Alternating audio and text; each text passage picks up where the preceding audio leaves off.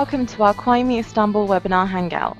I'm Merv Sellen, the content producer for the show, and I'm delighted to have you join us for what we hope will be an insightful discussion on some of the key topics that we'll be focusing on in the event this November.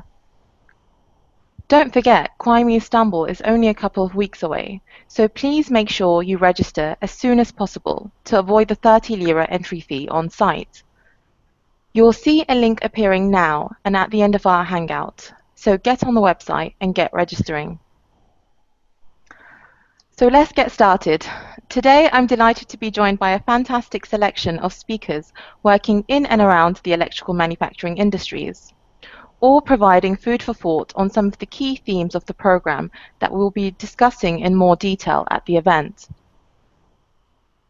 Today, we will be discussing some of the technical and market challenges facing the electric motor and transformer industries. One of the main areas of discussion will be the demands of cost versus efficiency and exploring how this is affecting the Turkish and Middle Eastern region, as well as global markets. So, to introduce our speakers, firstly, we have Wilma Zhao, Senior Market Analyst at IHS Technology. Hi, Wilma. Hi, everyone. This is Wilmer. We also have Renaud Groman, Development Engineer at Punch Powertrain, joining us. Hi, Renaud. Hello, I'm Bernard. And last but not least, we have Kerem Köseoğlu, Electrical Design Team Leader for Power Transformers at Best Transformer. Hi, Kerem. Hello. Hi to everyone.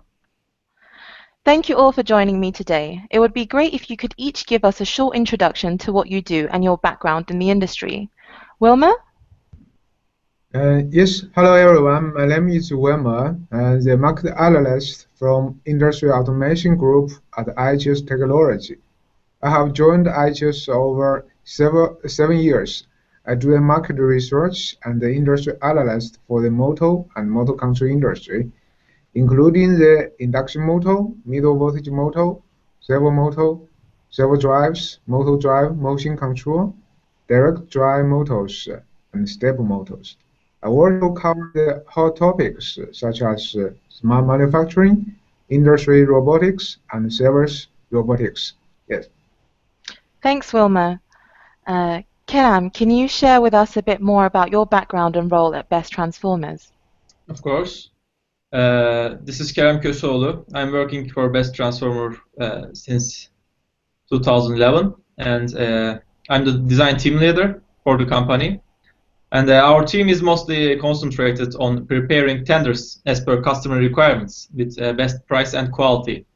We prepare a cost calculation for our sales team, and we prepare technical data sheets and drawings for our customers, also some other curves if they require. Also, we are designing the ordered projects, signed projects, and we are creating confirmation documents. We are participating in kickoff meetings and design meetings, etc. Also, we are ordering the transformer parts, transformer accessories for the transformer, and we are checking the manufacturing drawings and so on. Thank you, Kerem. And finally, Renaud, can you please briefly explain to us what you do and your background in the industry? Yeah, sure. Okay, so my name is Renat Vrome. I'm working as a mechanical engineer at Punch Powertrain in Belgium. Punch Powertrain is an automotive company, mainly producing automatic transmissions, CVT transmissions to be more specific, so continuously variable transmissions. However, new developments at our company are focused on a cleaner mobility, and it is in this frame that I work on electric motors for electric and hybrid powertrains for passenger cars. And my focus is mainly on the mechanical design and manufacturing of these products. Thanks for that, Renaud. As I'm sure you'll all agree, we have an exciting and diverse panel joining us today. So let's kick off with an overview of the key discussion points that we have come to light following our in-depth research and early discussions with Kwame audiences. with a focus on the development of the Middle East, North African and Turkey regions, which I'll be referring to as MENAT, and wider electrical manufacturing industries for generators, motors and transformers. The region has exhibited a steady growth in working to balance the product efficiency demanded by clients and regulation, whilst trying to keep manufacturing costs low, essentially staying one step ahead in the market. For example, this has given birth to more vocal discussions on new technologies arising to tackle manufacturing, testing and product longevity, as well as design and regulatory issues across the global marketplace. Wilma, as a senior analyst in the global electric motors, what do you forecast as the key growth areas in the market, both globally and in the MENAT region? Okay, so the world market for motors, drives, and motion control are diversified in this year and last year due to mixed factors such as emerging countries slowing down and overcapacity in some industry and production shift and high efficiency motor regulations and many M&A activities and new material and technology innovations. So the performance of the market for motors, especially for the middle voltage motors, are linked closely to the performance of its end user industry, as well as the global economic conditions. The world economy continued to improve for a global recession that has been compounded by many problems, such as the steel recovery, Euro economy, and a remarkable slowdown of Chinese economy, and steep construction in the oil and gas industry, and also various geopolitics issues. So last year, the world market for middle voltage motors is estimated to be around $6 billion US, with nearly 60,000 units shipped around the world. And for this year, I just predict that the global middle voltage motor market will fall slightly by 2% to 5.6 billion US. For the low voltage motor market, it is estimated to be around 40 billion US dollar last year, and about 45 million units shipped around the world last year. So this year, we predict that the world market will slow to less than 1% growth in terms of revenue. Um, so that's for the global market. And for the regional market, such as the Middle East and Africa, because of the falling oil price and the regional political instability and war with the Islamic State, darkening the economic outlook. For example, the Egypt economy is recovering, but political and security risk also constraining the growth. And the falling commodity export revenue are and will continue restraining the growth of Africa in this year and the following years. And on the other hand, the poor infrastructure and political instability also obstacles the Africa economic development.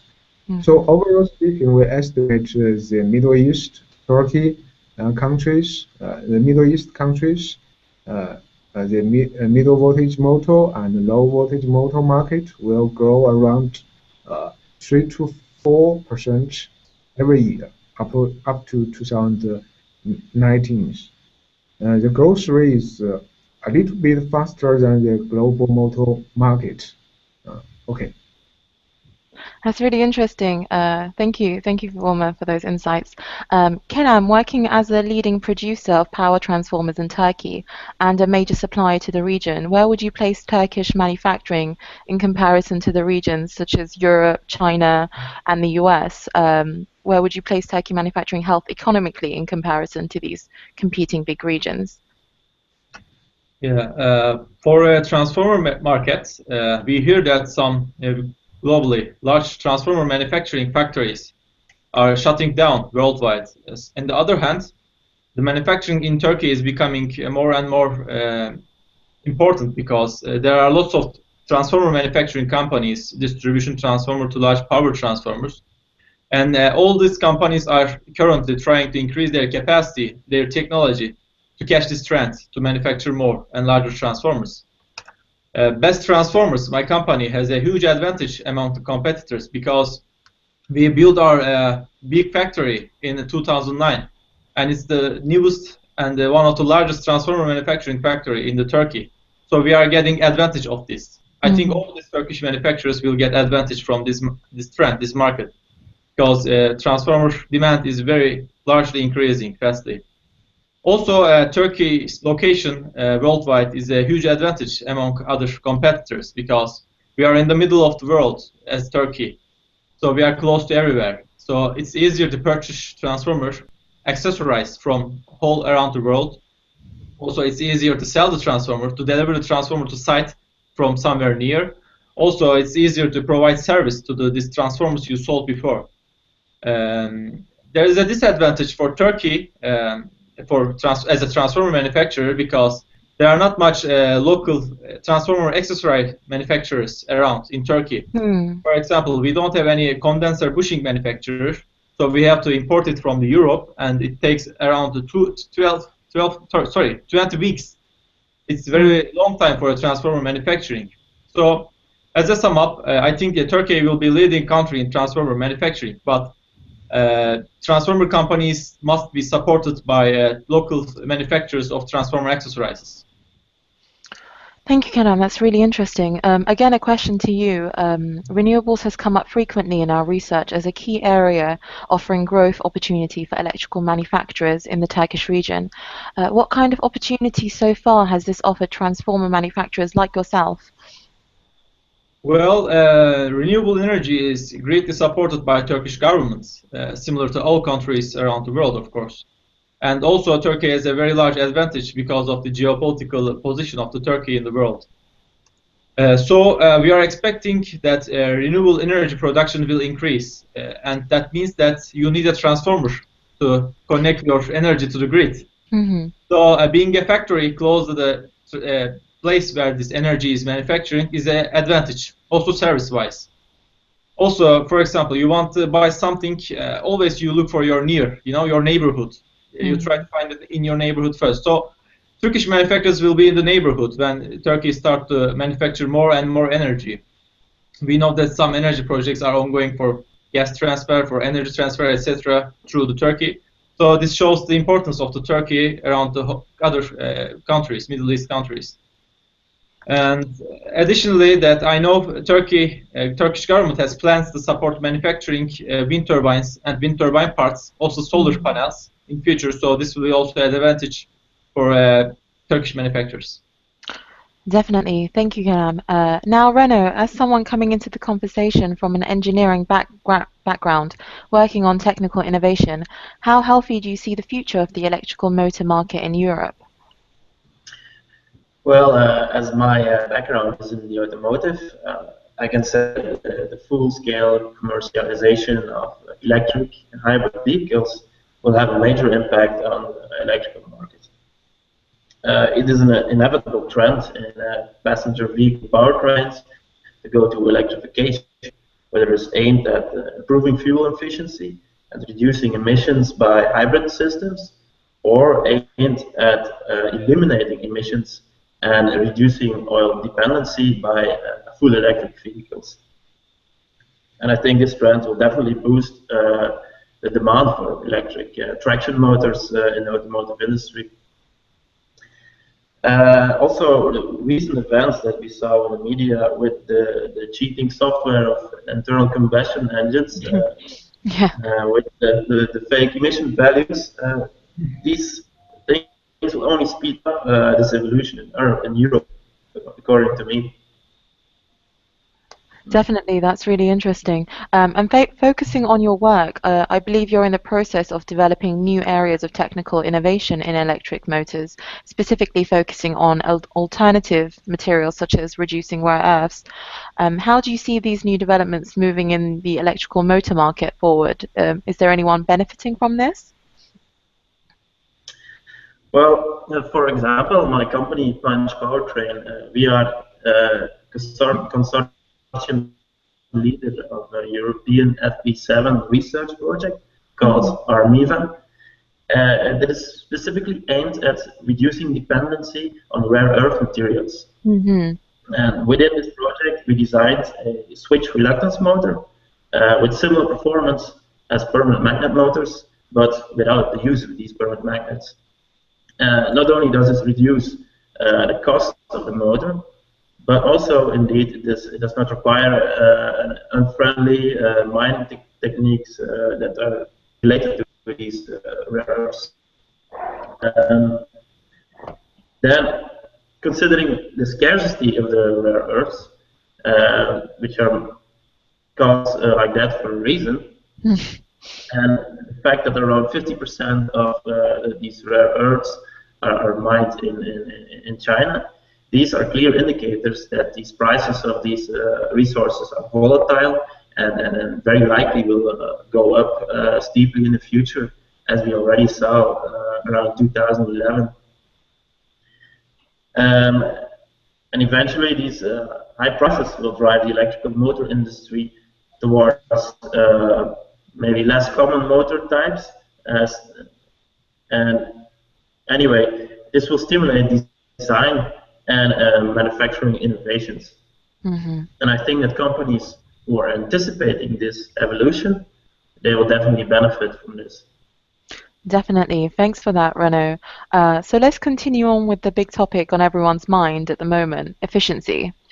Wilma, looking at the technical innovations out there, looking at increasing efficiency and reducing our dependency on materials such as rare earths, as Renaud mentioned, what impact do you see increased regulation having on motor manufacturers worldwide? Well, for the regulation, so as the importance of the motors in the power saving program, the government around the world have released the motor efficiency transforming transaction program, which is a legislation aimed to improve the efficiency level of the total motor systems for many years. For the long term, it is expected that legislation will also increase demand for the motor drive as well as motors, and as a company is seeking to improve the energy efficiency. So, and they really have some, the government around the world have investment a lot of money and effort to implement the regulation for decades for some regions, such as US, such as Europe and China. But motors outlawed still are significant part of this market. Uh, there are still a lot of loopholes around the world. For example, in US, the leading supplier still sell IU1 motors, but a small motor regulation that come out in the US this March uh, is pushing IE3 sales for small motors. Uh, I think next year in 2016, the DOE in the US is going to implement the more stricter enforcement to the existing legislations. Mm-hmm. So the loopholes that allow IU1 motor uh, still selling in US will start to go away. So I expect the IE3 motors sales will grow next year at a more faster rate than last year. Do you think that legislation would stream into Middle East and Europe as well, like the US is doing? I think so. I think Mm. it will happen around the world. Yeah. Would you Mostly, say we are seeing innovation coming through with the electric motor industry responding to the challenge of cost versus quality through such measures? uh, yes, I think the technology innovation come from three aspects. One is from the motor itself. We have many ways to increase the motor efficiency and quality. For example, using more expensive material, such as rare earths, which will definitely increase the cost. But we Hmm. also have for other alternative solutions. For example, changing the structure of the motors and using ferrobit instead of rare earths, which is more cheap than rare earths. Hmm. So that's for the motor itself. And then second, the innovation also happen in the motor system. Uh, uh, it will also come from the motor system, such as the whole system like motor drive, motor, and couplings, and gearbox, uh, and the sensors and the encoder, and also some motor-driven products like compressor, fans, and pumps. Hmm. This improvement of drives and the whole system and the automation parts will reduce the total cost of the motor system and also reduce the cost in the whole lifetime. And it will also increase the product quality and will increase the service quality for the customers. Uh, that's for the motor system. I think the third one is for the software side. As you know, software has emerged as an important trend in the motor industry uh, as a way for suppliers to differentiate themselves by adding value to the customer. The proportion of the software in the cost of the motor system is increasing as it becomes more and more important than ever. Uh, Hmm. the software integration automation technology with other elements of the manufacturer, it will not only improve the functionality of the control system, but also will move the manufacturing process from the being driven by electronics to being driven by the software, and finally driven by the big data. Yes.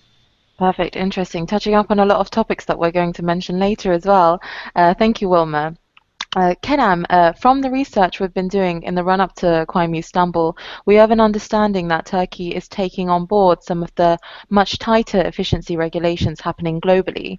What changes do you see taking place to keep up with regulations for the transformer sector?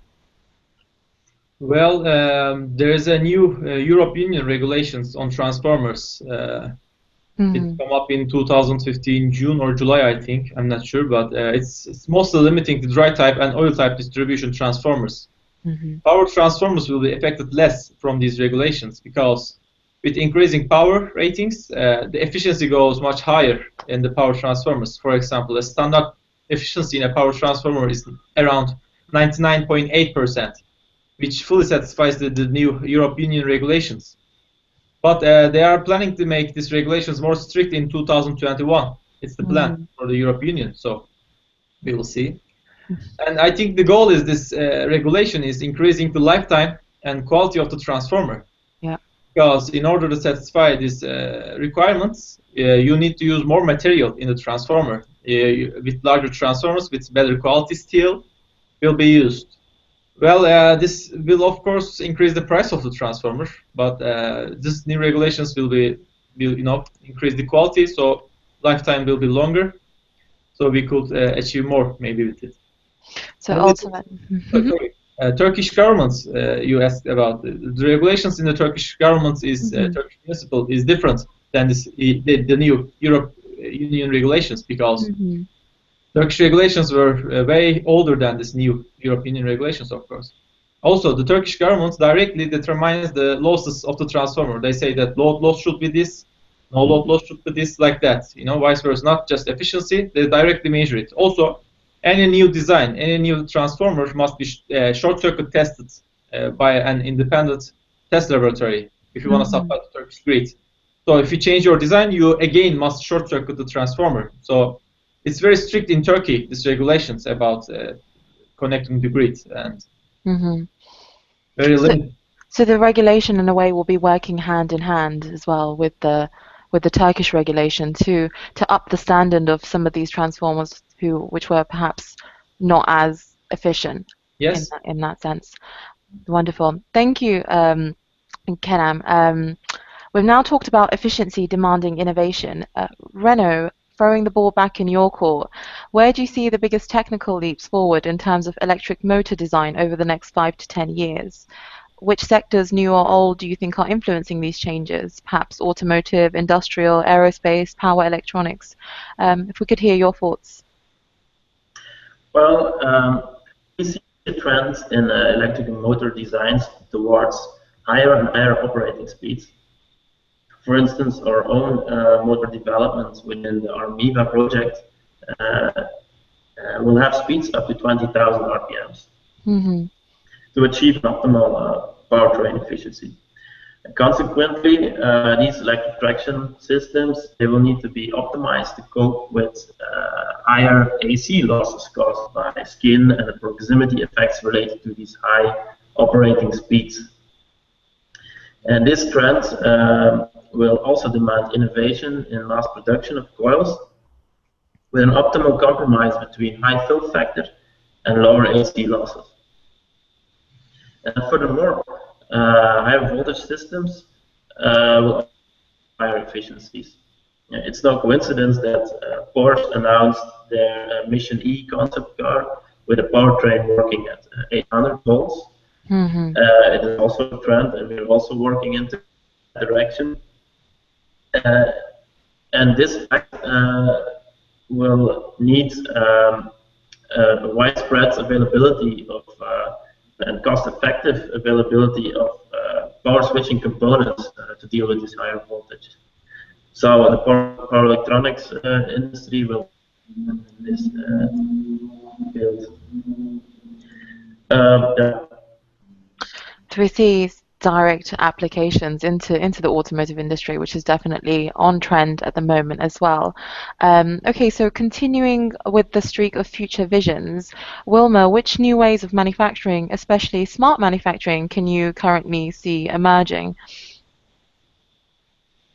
Okay, so I think the ICT technology penetration in the automation and the motor industry is the biggest challenge, but also the biggest opportunity in this year and maybe in the following decades.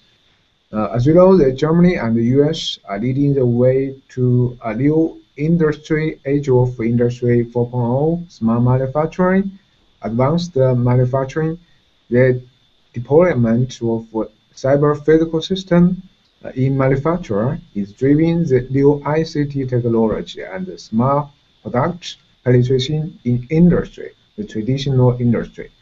The end is intelligence factory and the process with the flexibility and more efficiency. So Industry 4.0 and smart manufacturing are widely discussed in the industry today, but this trend will continue not only 1 year, but will evolve over the next decades. Smart factory could help improve the lifetime as products will be optimized to fit into the applications and increase the focus on the service. In motor and motor control system, in motor and motor control industry, the condition monitoring could extend the total lifetime throughout the increase of using heat and vibration sensors on the motors. Yeah. Thank you. It's really interesting. I guess innovation isn't just about new technology, though, but also about utilizing technology in new ways, including how the electrical sector could produce things. Wilma, do you see an impact in the use of methods such as 3D printing in wider electrical manufacturing? And if you could give any examples of this technology benefiting? Okay. So, with the ongoing advance of new technology and material, the Hmm. 3D continue to expand its capabilities and the impact on the traditional manufacturing. As you know, 3D printing is gradually evolving from being considered a niche technology reserved for prototyping into a mainstream manufacturing technology. The 3D printing encourage design innovation by creation of new structure and shapes, and allow for product uh, complexity without additional product cost. It's Hmm. great to be up to the time to market by making the idea to prototype. Uh, the prototype cycle is much more shorter than before. It also reduces the development cost and waste by using smaller quantities of material and increase product person, personalizations for customers without adding additional cost. I just predict that over the next 5 years, the fastest growth will come from the sales of industry-grade 3D printing system and the production of tools, modules, and prototype, and final end-user parts. Both of these sectors are projected to witness uh, annual revenue growth around maybe over 40% growth rate. 3D printing for manufacturing is definitely very exciting. Have you seen examples of it being adopted in motor manufacturing? And yeah, I have an example about Renewable. It's a UK-based engineering company. Hmm. Uh, it just announced that it has obtained a compliance certification from TUV Studio for its laser melting machines.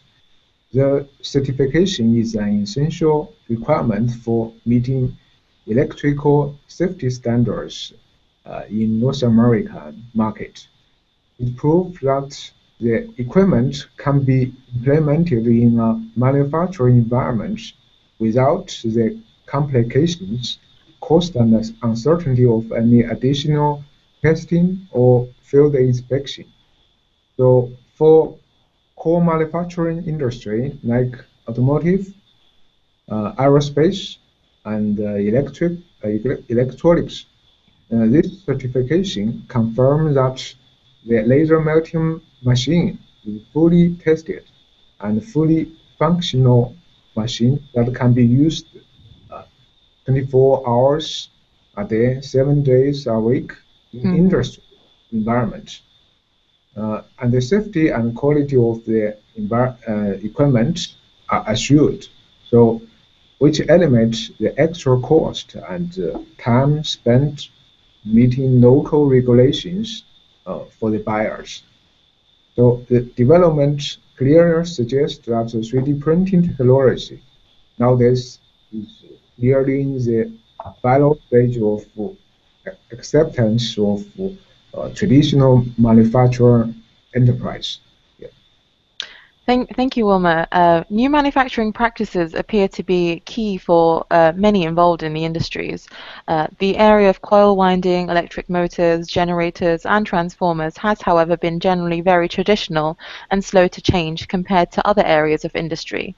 Kerem, how would you see new manufacturing processes changing or being implemented to tackle key challenges, such as cost negation via increased automation? How is this helping Turkish manufacturers, for example, and those in the rest of the region respond to the recent growth in demand from sectors needing transformers, such as tourism infrastructure and smart grids?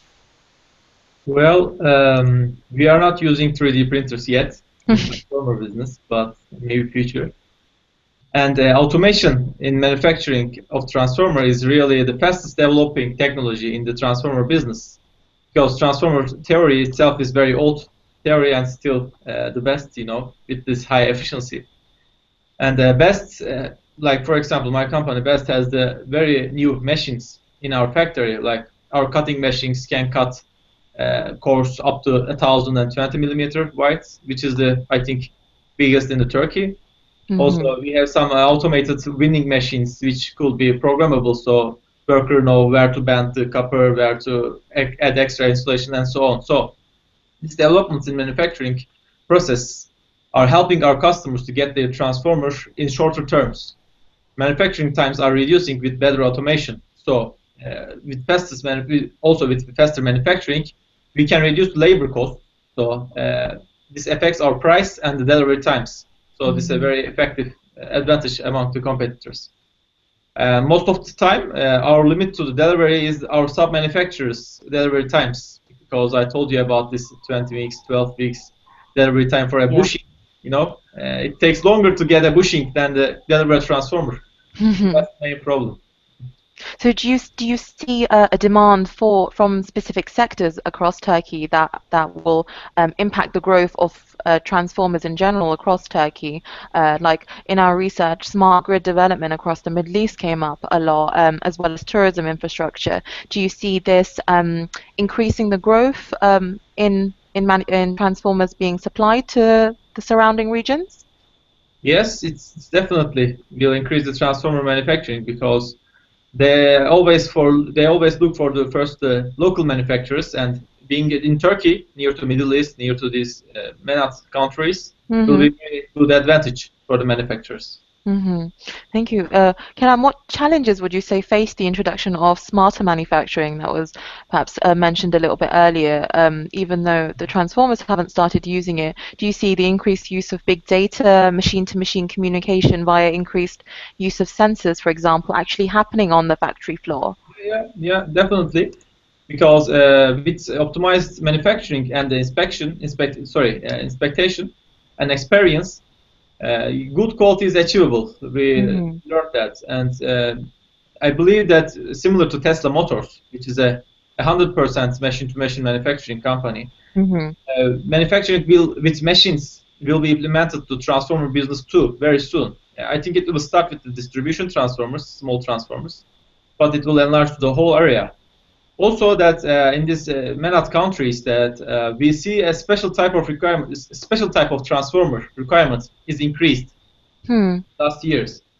I think one reason for this is with the special type of transformers, you can control this power flow, or you can melt the steel, or you can regulate the line voltage, etc. Like that, all kind of solutions.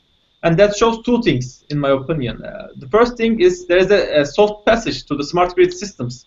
So they want to control the circuit more, power flow more. And I think the government and the distribution companies are preparing to this. And secondly, industrial plants are growing in Turkey more and more, and also MENAT countries. With increasing demand in industrial transformer, I think Turkish transformer manufacturers will benefit more. Also, for example, Best manufactured an arc furnace transformer for a Turkish steel melting company, which is the largest in the world, with 1,030 kiloamps of secondary current. It's the record. Yeah. Wonderful. Thank you so much, Kerem. Wilma, would you say there is an appetite after the global recession for more investment in areas such as renewable energy and electric vehicles, which are some of our key trends? How would you say R&D, for example, is matching manufacture and design on a whole to tap into electrical manufacturing in territories such as the Middle East and Asia, as we have touched on? Okay. So I agree with you. More and more investment in area, as you mentioned, such as renewable energy and electric vehicle. And the developed countries see it a new opportunity for them to maintain their competitive advantages. And the emerging countries see it as a breakthrough to overtake the development countries. So for the manufacturing, there are two trends influence the world supply chain. One is the globalization, which causes the global manufacturing transferring, such as manufacturing transfer from the American to Japan and Korea, and from the Japan, Korean to China. So another trend is the regionalizations, such as the manufacturing transfer from US to Mexico, and from the Western Europe, such as Germany to Eastern Europe, and also from China to Southeast Asia. So that's regionalizations, not the Yeah. globalizations. So China has a huge advantage to attract foreign investment before, but now with the increased labor cost, material cost, energy cost, China gradually lost some of its advantages over other regions, such as Eastern Europe, Middle East, Southeast Asia, Turkey. Yeah. Even the Chinese manufacturing supplier still growing in China, but I think they will not replace the traditional supply chain between the Europe and the Middle East. Um, with the increase of regionalizations and decrease of the globalizations, the local team, local R&D people, and local design will become more and more popular. The quality and the quantity of the local technical engineers will also increase in the following years. It's really interesting into future visions, especially to also touching up on the changing supply chains, which we observed as well a lot in our research with our climbing audiences. Thank you for that, Wilma. Now, Reno, I would love to also hear your thoughts on smarter manufacturing, specifically in regards to the Internet of Things and additive manufacturing. Do you see it changing in the way you work in the electrical motor sector? And what potential effect is it or could it have on your day-to-day life as an engineer? Well, I think that additive manufacturing could mean a real big deal for electric motor manufacturing in the future. I already stumbled upon some basic research carried out in the US on additive manufacturing of coils, actually additive manufacturing of copper and insulating layers at the same time. Imagine the form freedom that you could have out of these techniques. It would open a lot of doors to higher fill factors and really optimal shapes of windings and distribution to achieve lower losses in your system. And yeah, as an engineer, I think that whenever this will be cost-effective compared to traditional techniques, I think at that time it will be a very big challenge as an engineer to have new tools and calculation models to be able to work with this huge design freedom. Definitely, it's really interesting and really interesting to kind of look at towards the future visions. Thank you for that, Reno. So in a few weeks, we'll all be meeting in Quaimi, Istanbul, where we hope to gain an in-depth global perspective on the pace of the electrical manufacturing industry, whilst offering a Quaimi vision for Istanbul's surrounding regions. To touch upon this, I'd like to invite the panel to offer their thoughts on how their markets view the region as electrical manufacturing producers. So Wilma, if you can provide us with the China and Asian perspective. Okay. So the Chinese motor control and motor market has matured following over 20 years of fast growth. The slowdown of the economic growth in China has significantly impact on the market for motor and motor control, and also larger extended of such as the product like AC motor drive and motion control market. And in addition, China is at some extent of overcapacity in many manufacturing sectors, such as steel, cement, and shipbuilding. So the inefficiency production will be eliminated or upgraded in the following years. And the weak regional demand in Europe and the US also led to the decrease of exporting in China. It's also resulting in the lower sales of industrial automation products like motors and motor control in China and also other regions such as Asia countries. Yeah. Thank you. Kerem, how are the Turkish manufacturers positioning themselves globally within the marketplace? Well, we did spoke about the advantage of Turkey's location. So transformer manufacturers in this area are becoming more and more important. Most of the Turkish companies has enough experience to manufacture larger power transformers. The only thing they need is a chance, because reference is a very important thing in transformer business, as in all business, of course. For example, we had this chance and we used it well to manufacture transformers like up to 630 kilovolts, also 600 MVA and more on. Also, we have a very special, very strong special transformer team, which experienced to 30 years and so on. So I think there is a job for a new generation too, because they need to optimize the transformers more, and they need to develop new technologies. Also, they must start to create some new international norms in the transformer businesses. Companies in Turkey, in the whole world, must come together and start to product with these international norms. So this area must be developed, I think. Thank you, Kerem. And Renaud, how would you see Europe interacting with these growing markets? Do you see it as it paving the way, collaboration? If I can get your thoughts. Well, recently China has issued some new incentives to promote hybrid and electric cars.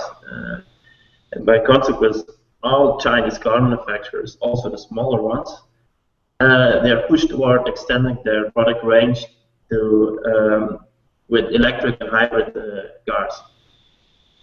And since many of these car manufacturers, especially the smaller ones, have limited experience in these new technologies, and they are seeking professional partnerships with, for instance, European companies to help them develop their hybrid or electric system. And as Punch Powertrain is a company with its customer base in Asia, we are right where we need to be to provide our electric and hybrid solutions. And I believe that really an asset for the European companies to take part in a greener mobility in Asia with their knowledge, and especially because the impact of these higher efficiencies, the reduction of emissions, especially in Asia, has this impact on a global scale, because there are so much possible consumers over there. Definitely. So we heard a lot about collaboration in terms of paving the way and also building stronger local manufacturing, which has all been really interesting in terms of providing more food for thought towards efficiency. So I'd like to thank all three of you for your valuable contributions, and as that concludes our discussion today. I hope that leaves us a lot to take away and think on ahead of Kwaimi Istanbul, which will be taking place between 18th and 20th of November. All three of the speakers we've just heard from will be there. You can find details on all the speakers and sessions on offer in the link now showing here.